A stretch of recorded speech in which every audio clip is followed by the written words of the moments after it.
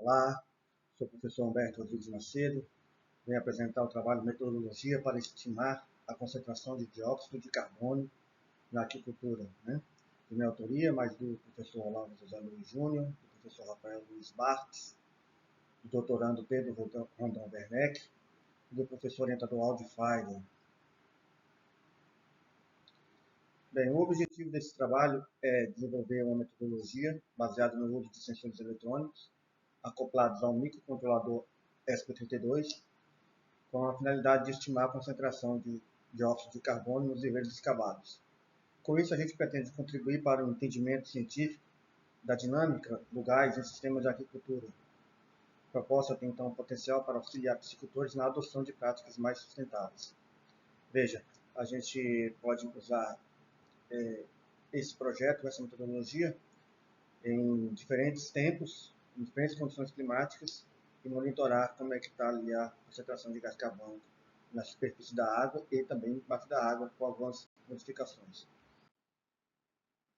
Então, o material que a gente utilizou foi um microcontrolador ESP32, a bateria, na quantidade de 9, o ESP32-3, o carregador para esses três ESP32, leitor micro SD card, um relógio de tempo real, um sensor de dióxido de carbono, um sensor de temperatura e de pressão atmosférica, um sensor de umidade também, e ferros, para montar a estrutura, de 8 mm, de 4,2 mm, e plástico para cobertura da estufa, e garrafas plásticas de 5 litros para manter elas boiando.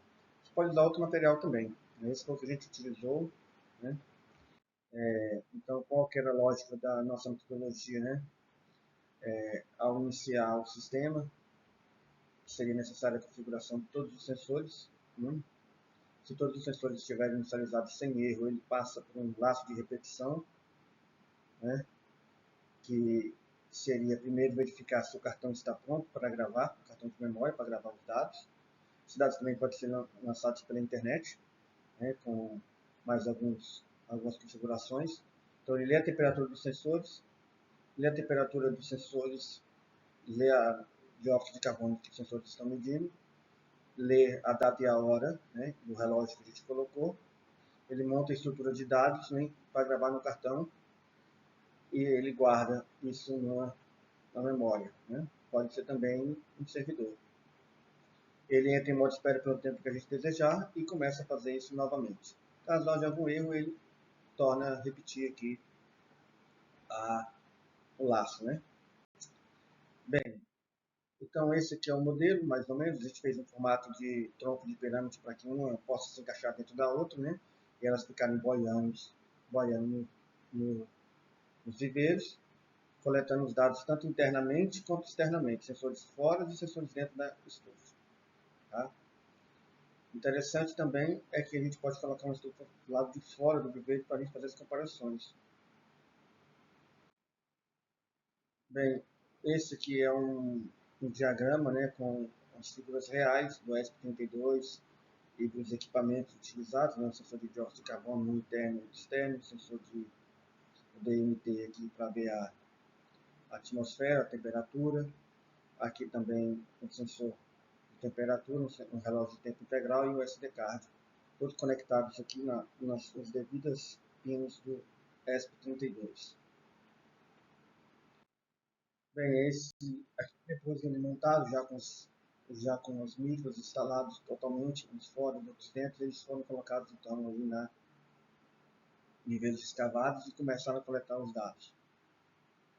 Na falta de energia, as baterias sempre podem alimentar o circuito e continuar fazendo as leituras.